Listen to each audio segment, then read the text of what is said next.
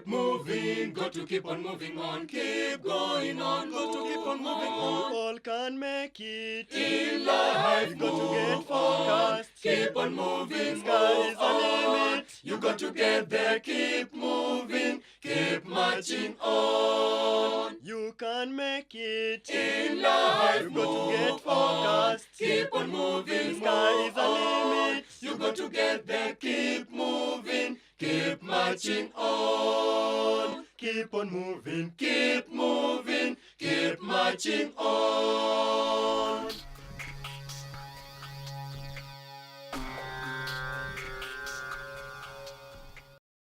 Hello there and a very warm welcome. This is Able Differently, a program where we take charge.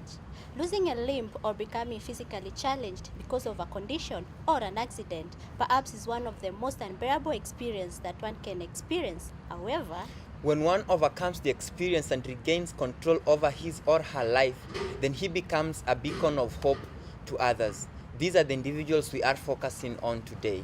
I am Jairus Ongeta. I'm Ruth Mweni. Welcome. Keep moving, keep marching on. David Etale lost a limb while on an assignment as a Marine. His life has been full of ups and downs, but today he stands tall and ready to help others reach their destiny despite their physical setbacks. Take a look at his story. So much for speaking to us today. So let's kick off with what was a turning point in your life, which is the accident. Tell us about your story. About my accident? My accident was between 2009 2010. It happened in a place called Kajaki in Afghanistan, Helmand province. That's one of the places where we were guarding. Was they've got a dam which supplies electricity to the Afghan people. So it was one day we just went for a briefing, and we were told we were going to a hostile place the next day. So we woke up I woke up about 3 a.m. I wasn't feeling myself that day, so I started reading my Bible. I couldn't sleep. My mind was just all over the place thinking about the mission that we had ahead, the task.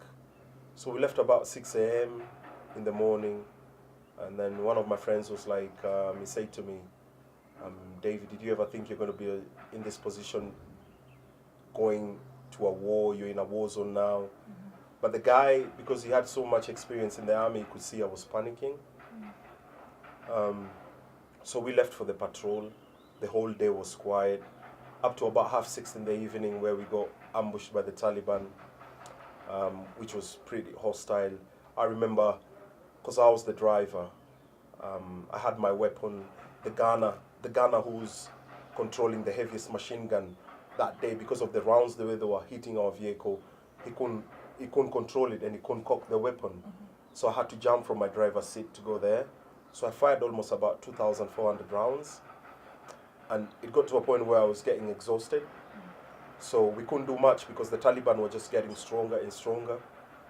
So my boss had to call in for air support from the Americans. The Americans showed up. They put off some fire, and then it got to a point whereby we just had to extract the area. So as we were leaving, about 50 meters from where we were, I drove over something called an improvised device, explosive device. And from there, I can't remember anything. I just found myself 24 hours later in the UK in hospital. Wow.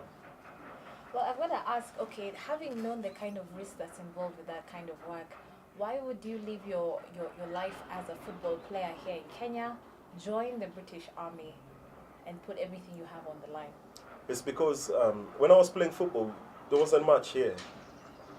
If you look at so many players that I played with, if you look at them now, you'd feel so bad because you were getting paid peanuts, and life is all about risks. If you don't take a risk in life to try and better yourself to be a better person in future, I don't think I can regret that situation, because it was an opportunity that came and I couldn't turn it down because the money was good. I was going to a different country, and now I'm seeing, like, despite everything that has happened to me, I feel like it's a blessing, because now I'm a voice of so many people out there with disabilities. I'm a voice of so many people who are going through different challenges in life. So I wouldn't call it like I would regret, or it's something that I would sit down and think about it too much. Okay, all right. So now you're woken up in hospital. What was Yeah. going through your mind at that particular time? When I woke up in hospital, actually, I thought I was still in the war zone, because I remember I was fighting with the nurses, asking them where my weapon was, because my last mind was in the war zone. You know, so it was, I fought with them for about 25 minutes until when they reassured me that I'm in hospital, I'm injured. That's when I realized, because I couldn't feel my body being the same anymore. That's when I knew I was injured. You look down, and there you are. Your heart, or at least at this particular time, the doctor says, okay, there's nothing much we can do to save your leg. How did that make you feel when the news came? It was tough because it took me a few years before they decided that. So I had numerous of surgeries, nerve surgery. They were trying to repair my leg, but it just couldn't respond to the way the treatment was going. So they told me the news in 2015 that they can't do anything else other than one option left on the table, and that's to amputate my leg. And I thought about the long term. I didn't think about short term. I was thinking about long term. Am I going to be on the wheelchair for the rest of my life, or can I take this option where I'll be on my leg and I'll be able to do much? So we had so many discussions, the benefits, the pros and cons, and I just decided, you know what, because my leg was damaged then, it's been long, so I was in so much pain. So that's why I went for the decision with the doctors, yeah. Okay. Which point would you describe was your turning point when you said, you know what, okay, I've got depression, I've lost my leg. What was your wake-up call? My daughter Ashley was my wake-up call, because I could see the way she was struggling in the house with me. I could see she wasn't settled, until one day when she came up and told me that she won't look at me any differently apart from the way I am. She still loves me as a dad. And that was the turning point, because I thought to myself, I can't be selfish and take my own life because I have a daughter who's supposed to be looked after. And I think that would kill me for the rest of my life if I didn't turn my life around. Now, what has really inspired you to come back home and to start this mission of motivational speaking, so to speak? What inspired me to come back home and do this when I'm here for this 1 month was because of the things that I was doing on my Instagram page and my Facebook page. I got a lot of response from people from Kenya. And it's amazing how you might be doing something in life and yet someone is watching you, and then they send you a message saying that you changed my life today. I felt that was something really special. And I said to myself, I have to come back to Kenya and share my thoughts and share my experience, really, and just tell people that life is not over until when God says so. So that's what made me come and do this, and which I've got an amazing response. Everywhere I go right now, everyone looks at life different. Yeah. Yesterday I was at, is it Garden City? And 4 ladies came up to me. And they said to me that, one of them said to me that I changed her daughter's life. This is someone I don't know. Yeah. You know, so I feel it's something special when you do that, because that's why I say every day that you live your life and everything that you do, try and do it to your best, because there are people watching you. Yeah.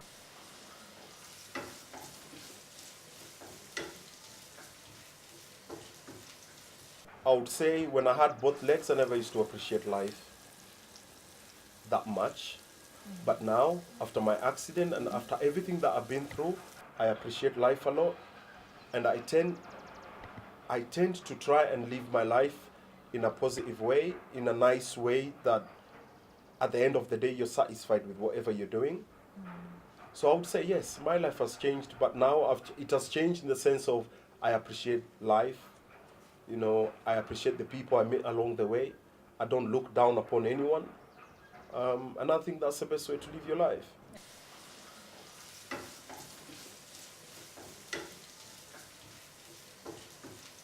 Huge difference. Yeah, rather It's a huge difference. And that's why I want to start my foundation here, David Etale Foundation, because I found here in Kenya, we are denying so many people their rights. And when I talk about their rights, I'm talking about the people with disabilities being neglected, in the sense of we've got young kids coming up. They're the future. So if we put them in a situation or whereby we just say they're disabled and we put them to one side, we are not building our nation, are we? Where I come from, people with disabilities are treated very differently. We are not treated like we have a disability. We are treated like we still have both legs, or because I'm working, you know. You find other people with disabilities, they're working in offices. So here in Kenya, that's what I came to realize, that's what we are lacking, because I've had so many messages, parents saying to me that they're scared to take their children out. Why are they scared, you know? Because of how they're going to be treated, how they're going to be looked at in a different way, which I find is something that we need to change. And if it's about to change, I believe that once I start my foundation with the kind of team that I'm thinking to work with, I think we are going to make a brilliant change in this country. And what would be your message then to those probably who watch this program and say, okay, fine, you know what, I also lost a limb, or is pretty much someone living with disability, able differently, let's even put it that way, but has always felt like they are less of a person because they have that particular disability? You know, I've got that question so many times, and I say people with disabilities here in Kenya, they just need to continue living their life and making the most out of it, because no one will ever come and tell you, even if you have a disability, that you need to improve your life or you need to come up from that shell of negativity. No one will ever do it. It has to start with you. Make sure that yourself, inside your heart, you want to do something with yourself, and go for it. Don't be afraid of what people are going to say or being criticized, because I believe that's part of life. Criticism, being looked at in a different way, that's life. So you've just got to take it and then listen to the people, what they're saying, and then prove them wrong and show them, you know what, even if I have a disability, I can do something in life and I can be productive to the society. So that's what I would tell the people out here. If you have a disability in Kenya, don't let it put you down. Rise above it and show people that you're also human, and show people that you've got talent. Show people that, yes, you can do something with your life. In the quote of the day, we look at Mother Teresa saying that goes, yesterday is gone, tomorrow is not yet here. We only have today to change tomorrow. What do you think? Yeah, I think the quote is so true. Like, what we have already done, we cannot change it. And for us to have a brighter tomorrow, we must work for, today as a preparation for tomorrow. Yes, very true. Remember to put more efforts in everything that you desire to do. Let's take a short break. We'll be right back. Don't go too far. Keep moving, keep marching on. Keep moving, keep marching on. Welcome back. If you've just joined us, this is Able Differently, and you can keep in touch with us through our text line 22162. Despite being looked down upon by his peers and parents, Scholastica Okuta has been able to overcome physical challenges which came about by polio. Take a look at the story. Born in the most interior parts of Nyanza, Mr. Okuta was born like any other child, but growing up, something went wrong with the vaccination given to him. Kwanza wacha niseme shukuru kwa kukuja kwenu kujua hali yangu. Kwanza mimi naitwa Scholastica Okuta. Mimi natoka upande wa Nyanza, Kisumu County, Muhoroni constituency, Umbei location, Miwani division, Umbei location, Kore sub location, Kasiru village. So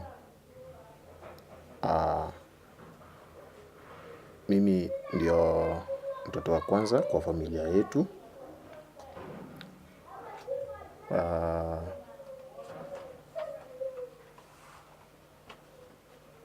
Mimi ni mtoto wa kwanza kwa familia yetu.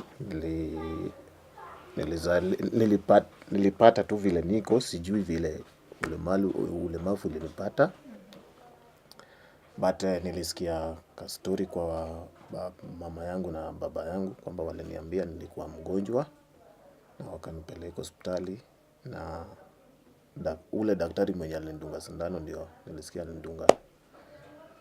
alinidunga sindano, na hapo ndio nikaanza kuwa mgonjwa na nikapata hii ulemavu. Life for him back then had hurdles since he grew up in the rural areas. Siwezi kusema juu wakati hiyo nilikuwa mdogo, but so vile sasa nilianza kujua kwamba wakati nilianza kujua kwamba mimi ni mlemavu, wakati hiyo ndio nikaanza vile watu the community walianza kureact kwamba wanaona kama mimi yani kila kitu wanaona kama mimi siwezi juu ulemavu, na hata kumadharau familia wetu walikuwa na hiyo madharau sana. Sana mimi nilikuwa na challenge kama hiyo. Juu unapata hata kuna wakati au familia wakitoka wananiacha hapo, na maybe mpaka warudi, kama ni chakula ndio naweza kukula wakati wamerudi. Community surrounding him did not stop talking about his condition. Walikuwa wamenipenda kama watoto wao, but ilikuwa kwa challenges kidogo. Juu unaona kuna labda unataka kuenda kucheza na hao, labda watu wanaenda kucheza wanakuacha hapo, au wanaenda wanacheza, baadaye ndio wanakumbuka walikuwa kuna mtu waliacha nyuma, ndio wanarudi wanakuacha hapo. Juu wakati hiyo sikukuwa na hizi crutches, elbows ya kutembea, nilikuwa na scroll chini. Schooling for him wasn't easy at first, since going to school was a huge task for him. Wakati nilianza shule, nilianza na ya walemavu. Hiyo shule ilikuwa inaitwa Tasalia Moroni. So huko tulikuwa na sponsor, hatukukuwa na challenge yoyote, sikukuwa na challenge yoyote huko. Na baadaye sasa wakati hao watu wa sponsor walitoka, ndio sasa nikaanza kukuwa na challenges. So wakati hiyo babangu alinitoa kwa hiyo shule, nikarudi nyumbani, nikaanza kusoma kwa shule ya able body. So wakati hiyo ndio nilikuwa na challenge juu shule ilikuwa mbali, na kutoka kwa nyumba mpaka ufike kwa shule lazima uchelewe. So ukifika kwa shule ya able body pia walimu wataki kujua, wanataka tu umove vile hao watu ukichelewa unachapwa. Saa zingine mvua imenyesha, huwezi tembea juu area yetu iko na matope, ukitembea unaona unachelewa. So wakati utoke kwa nyumba ufike kwa shule umechoka, kila kitu huwezi nini, saa zingine umechelewa, mwalimu anakuchapa, walimu wengine wanakutusi. So nilipitia challenges mingi sana. Upon completing primary school, he joined Joyland Special School where he proceeded with his O levels.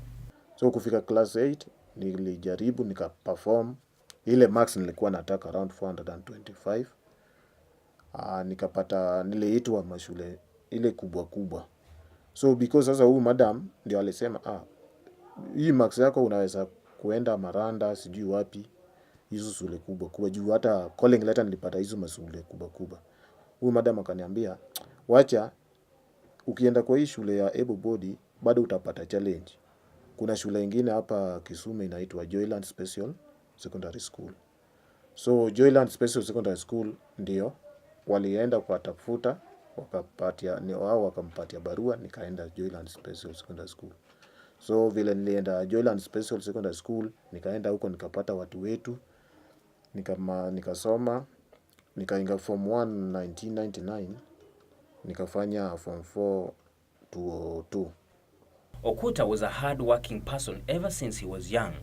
He decided to start a small business after high school, which would keep him busy. Kumaliza form 4, nikarudi nyumbani, nikakaa almost 2 years. But bado nilikuwa naona kama wazazi wangu bado hawaja recognize person with disability.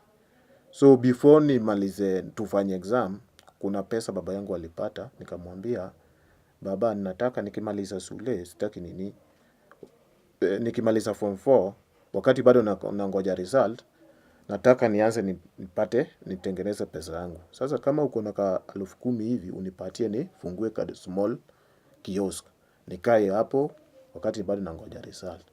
Walinidanganya kwamba watanipatia hiyo pesa. Kufika wakageuka, hiyo pesa hata haionekani. So nimesema hii siwezi kaa chini hivi. So unajua nilikuwa napenda kulima. Juu nilikuwa na hizi nini hapa. So nilikuwa nikiweka hizo vitu nalima vizuri. So nilikalima kakashamba kidogo tu kakadeni. Inatoshana na hii nyumba. Niliongea na mama yangu akaenda akanunua hii mbegu ya sukuma wiki. So nilipanda hiyo sukuma wiki ilimea vizuri. So challenges ilikuwa marketing. Life was difficult for him. He decided to come and search for greener pastures in Nairobi, where he struggled and made ends meet. Kuna rafiki yangu tulisoma na yeye, marafiki zangu wawili tulisoma na hao watu Joyland. Na hao tulianza kunayo kusoma primary, tukakutana hata Joyland tukakutana hao high school. Jamaa mwingine anaitwa Johannes Guda and Edward Nyadimo. So niliongea na rafiki yangu Edward Nyadimo nikamwambia bwana mimi nataka kukuja Nairobi. Juu hii maisha ya nyumbani nikikaa ulemavu yangu itaongezana sana. So nikasema wacha, akaniambia jipanga ukipata fare ukuje. Sasa nilikuwa natafuta fare tu ya kukuja. Nikakuja tukaishi na Edward Nyadimo almost 3 years. Wakati nilikuja hapa pia, so Edward Nyadimo pia alikuwa na kikundi yake hapa Nairobi. So kuna ka project walifungua, vile nilikuja Edward Nyadimo aliniandika hapo ndani kwa hiyo project yao. Sasa mimi nilikuwa na manage hiyo project zao ya kuuza mafuta, nikaa hapo. So nikakaa tulikaa na Nyadimo mpaka sasa ilifika wakati nikapata pesa, nikasema nikamwambia Nyadimo mimi sasa nataka kuishi peke yangu. So niliachana na yeye nikaanza maisha yangu. Mr. Okuta is also a volleyball player. He shares with us his journey in sports. Kuna rafiki yangu anaitwa Polycarp Mboya Opeo. Wakati niliingia hapa huyo ndio aliniintroduce kwa volleyball. Kwanza aliniintroduce kwa football, amputee football. But vile nilienda huko nikaona football siwezi. So akaniambia bwana niko na club Mudhurwa. Ukuje siku moja uone vile watu wanacheza hiyo kama unaweza cheza. So vile nilienda nikapata hii ni vitu ya walemavu na mimi niko na hiyo roho ya walemavu. Sasa hata nikikaa chini hakuna mwenye atanicheka, hakuna mtu atasema ati sijui ni juu. Sisi wenyewe ndio wako kwa hiyo club. So nikaenda akani-introduce na hao watu akaniambia from today sasa unaweza kuja hapo ucheze hii mchezo. So vile niliingia huko nilikuwa na nini sana. Nilikuwa na furaha juu nikapata watu wangu. Hapo ndio niliingia kwa sitting volleyball. So nikaenda. Baadaye wakanichagua kama secretary yao, deputy secretary yao kwa hiyo club. Nikakaa hapo. So baadaye sasa ilikuwa kama Nairobi County branch. Juu sitting volleyball ni iko na national, tuko na national. So wakati sasa waliitana kwa uchaguzi kwa sitting volleyball Nairobi branch, watu wakanichagua tena kama Nairobi sitting volleyball deputy secretary. His motivation is drawn from God due to the challenges he has gone through. First of all, wacha niseme kwamba mimi sikunywi pombe, mimi sikunywi sifuti sigara na bangi. I know siendi church, but kenye nimejua kwa maisha yangu kwamba I love, napenda Mungu. Let's take a look at the UN Convention on the Rights of Persons with Disabilities. The UN Convention on the Rights of Persons with Disabilities states that state parties recognize the rights of persons with disabilities to work on an equal basis with others. This includes the right to the opportunity to gain a living by work freely chosen or accepted in a labor market and work environment that is open, inclusive and accessible to persons with disabilities. Well, that's all we had for you today. Let's meet again next week. And remember, Talent will take you places, but character will maintain you at the top. That's it. Remember to interact with us on our SMS line, that is 22162. Have been your host, Ruth Mweni. And me, Jairus Ongeta. Ciao.